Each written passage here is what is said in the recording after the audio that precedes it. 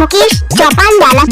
गेलो तोरे मौगी से हमारा प्यार अब की कहियो रे यार गेलो तोरे बहू से हमारा प्यार अब की कहियो रे यार गेलो तोरे बहू से हमारा प्यार अब की कहियो रे यार गेलो तोरे भुटिया बहू से प्यार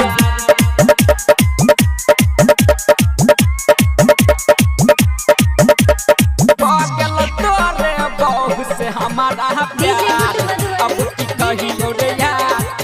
गेलो तोरे बहू से हमारा प्यार अब की कहियो रे यार हेरे मिले खातिर तोरा से हम अब चलियो रे हम अब चलियो तब रे हव करे से चक्कर चले लियो रह चलो उहे रे ठार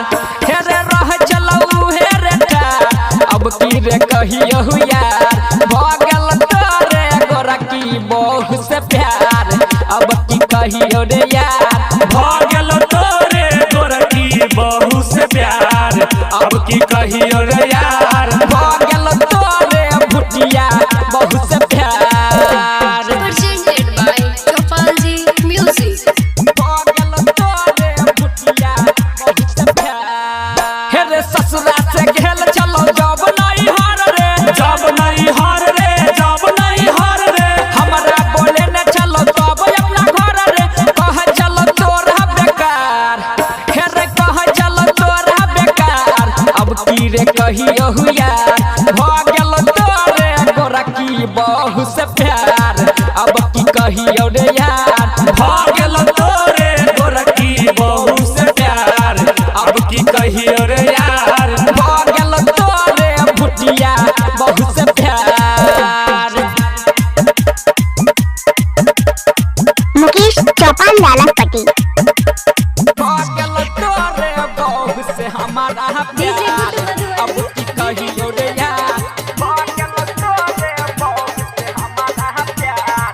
अब की कहियो रे यार हेरे अजय उमेश के हर चले सब पाता चले सब पाता रे चले सब पाता देख लेने रहो एक बेर तोहर चाचा केल कौन बात उघार हेरे केल कौन बात उघार अब की रे कहियो यार गेलो तोरे मौगी से हमारा प्यार अब की कहियो रे यार गेलो तोरे भुटिया बहू से प्यार अब की कहियो रे यार मुकेश चौपान डाला पट्टी यार।